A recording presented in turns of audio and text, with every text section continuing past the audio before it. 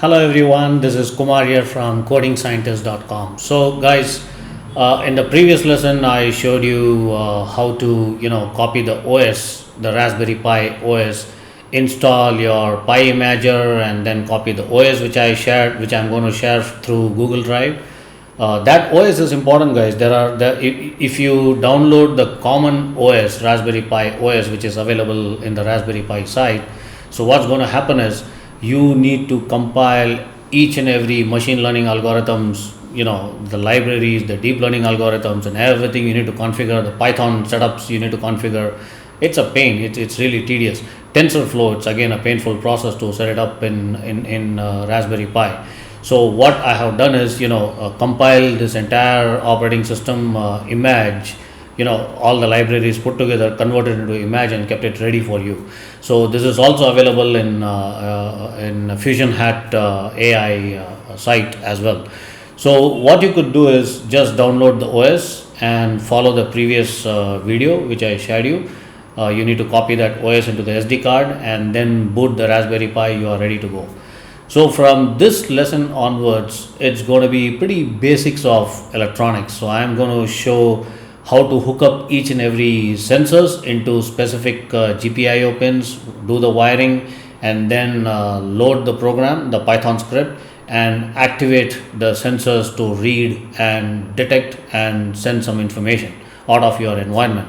It's very important to understand all these basics, guys. I know most of you are experts better than me, but it's very important I cover all these aspects part of this series, because once I finish the electronics part, then I will show you the AI part, how using artificial intelligence you can communicate with all these electronics sensors and devices and stuff like that. So that's what is the end-to-end edge, physical edge AI is all about. Alright, so enough of this, let's move on to our first lesson, which is basically blinking the LED. So let me show you the circuit drawing. So go ahead and plug this particular circuit. So basically, in this particular tutorial we will actually learn how to make an LED blink using Python programming and the GPIO pins. I'm going to use the pin number 17 as per the circuit drawing, what it is shown. So this project is basically an excellent introduction to hardware and software integration, basically demonstrating how a simple Python script can interact with the real world components, electronic components. So what is an LED? So LED is basically a light emitting diode. It's a small tiny electronic component that lights up when an electrical current flows through it. So LEDs are widely used in electronics because they are efficient and long lasting. It's pretty, the life of an LED is very, very long. Now you might be wondering, what is a GPIO pin? GPIO stands for General Purpose Input Output. These pins allow the Raspberry Pi to communicate with external devices such as LEDs or sensors or switches and relays and external circuits as well.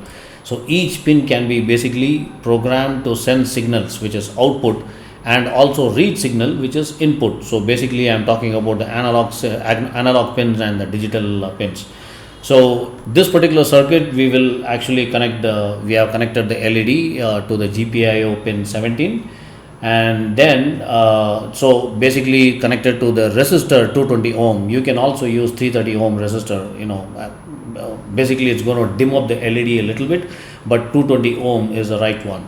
So a resistor basically limits the current flowing through the LED, preventing it from burning out, due to high current and stuff like that.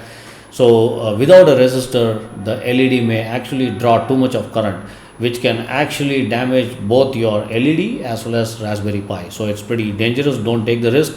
You can directly connect it as well, but the risk is yours. I would recommend always use a 220 ohm or 330 ohm resistor when you are connecting any of these electronic components, especially LED. So once you are ready with this circuit, guys, so I am going to show you how I built my circuit. So this is how I plugged in. You can see there's a LED and also a 220 ohm resistor, which is connected to GPIO pin 17, this one, and to a ground. So basically there are two terminals. One is to GPIO pin 17, which is going to send the signal through this wire, and the ground pin. So I'm using Fusion hat. In case if you are using any other hat which I showed you in the previous video, you could probably look at the pins and configure accordingly. If you are changing the GPIO pin, you need to change your code as well, which I'm going to show it to you in few seconds. So this is my setup along with the pan tilt. Currently I'm not going to use pan tilt for next couple of videos.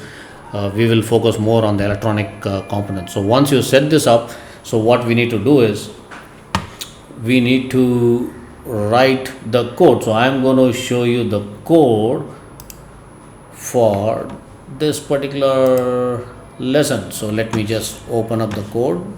Give me a second. Alright, let me just expand this window, and there you go. So this is the entire stretch of code, guys, just about 10-15 lines of code. So basically what it does is once you execute this code, I'm going to walk you through what exactly it does. This particular script actually controls an LED which is connected to GPIO 17, as simple as that. So when you run this code, the LED basically alternates between turning on and off in half a second interval. So the interval also you can set it up in this particular line of code. So the console of this particular IDE, I'm going to use a terminal. The console is going to show the LED on and LED off to indicate that the LED's current state, what exactly is the current state, on or off. This program actually runs indefinitely in the loop until interrupted by Control C and interrupt the program or close the window. So to understand the code from the top, from the beginning, if you see from fusion.hat.import pin mode. So basically what it does, the fusion_hat, it's a library which basically simplifies controlling the GPIO devices. The pin class, the pin is defined as a class which allows you to control an LED with basic methods like on and off.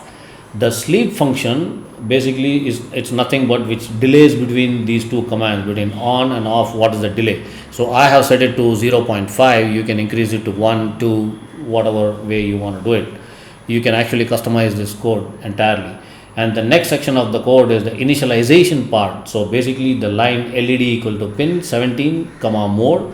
So that basically tells the Raspberry Pi that an LED is connected to GPIO pin 17. That's giving the instruction, and then moves to the main loop, right? So inside the while loop, the LED basically turns on, the LED dot on, and then off, LED dot off, with a 0.5 second pause. That's the time lag, that's the interval between on and off, right?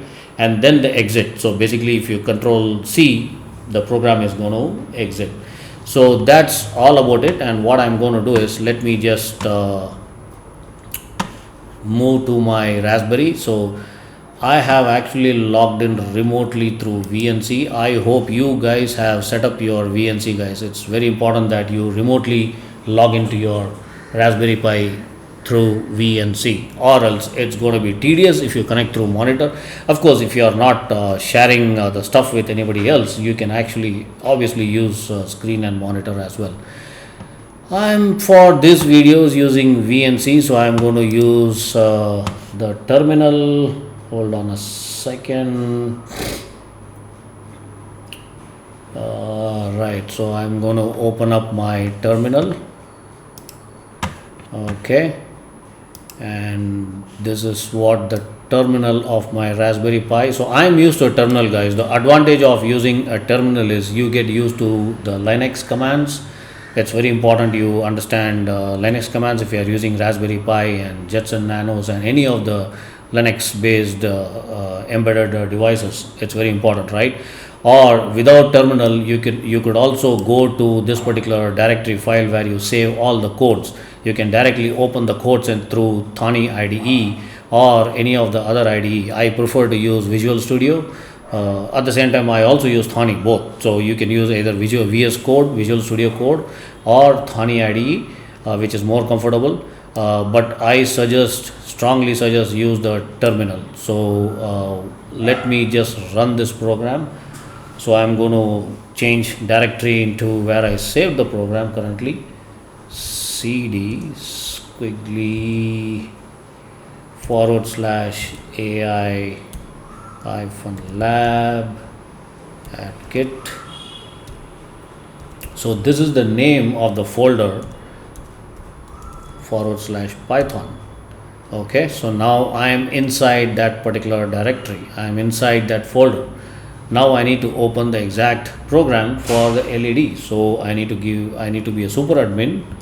Sudo python 3 lesson number 1.1 is what I named it, underscore led.py.python file. There you go. As you can see, the terminal on the command line, you can see on and off. At the same time, in the circuit, you can see on and off, on, off, on, off, on, off. It's exactly 0.5 seconds, and also you can see on the terminal, you can see on and off, as well as in the circuit, it's exactly blinking the same way you wrote the code. So guys, it's a pretty simple program, and this also gives you an introduction to how you can use the GPIO pins, connect an LED. It's a very basic program, guys. So in the next following lessons, I'm going to show you more number of electronic components and play around with that. So in the next about 15-20 videos, I'm going to cover only the electronic components. So so that you guys get used to building circuits, wires, plug the components into Raspberry Pi, write the code, activate the component, activate the sensors, so that you get a hang. So once you get a hang of it, from probably lesson number maybe 20, 21 or 22, we will start with the artificial intelligence aspect, where I'm going to deploy the AI and communicate with all these sensors and electronic components what you learned. So that's going to be it. So alright guys, so I will see you soon in the next lesson. Until then, goodbye.